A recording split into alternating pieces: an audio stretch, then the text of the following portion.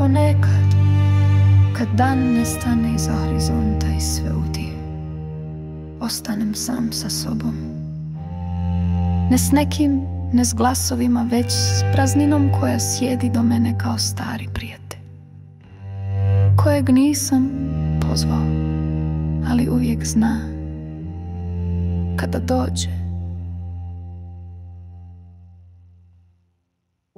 Tišina postane teža od riječi, sat kuca, zidovi šute, a ja osjećam kako nešto u meni puca, ne glasno, ne naglo, već tiho, svaki put kada pokušam uhvatiti misao koja bi me mogla utješiti.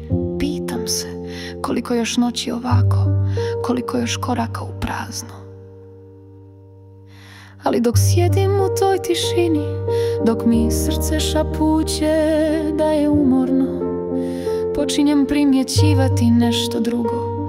Usred tame moje misli postaju jasnije. Počinjem slušati sebe po prvi put, bez ometanja, bez potrebe da se svidim, da budem prihvaćen. Tu sam sa sobom, vidim ko sam kad niko ne gleda.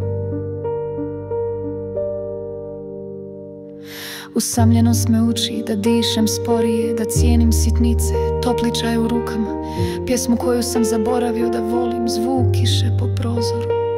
Uči me da su moja osjećanja stvarna, da bol ne znači slabost, već dokaz da mi srce još uvijek radi, da nisam otupio.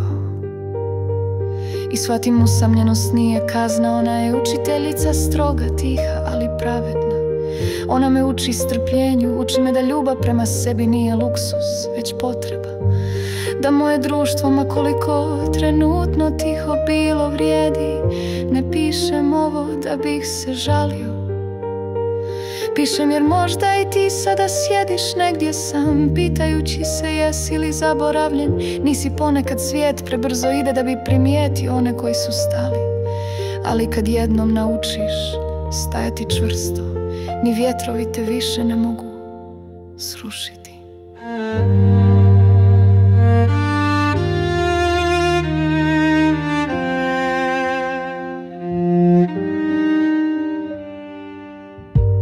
Doći će ljudi, doći će smijeh, doći će dani kad ćeš zaboraviti ovu prazninu.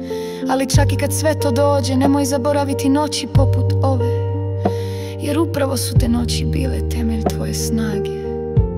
Zato diši i plači ako treba, to je čišćenje, ne slabost, ali nemoj odustati, tvoje srce zna put. Čak i kad tvoja glava sumnja i kad dođe jutro, bit ćeš još uvijek tu i to će biti tvoje malo.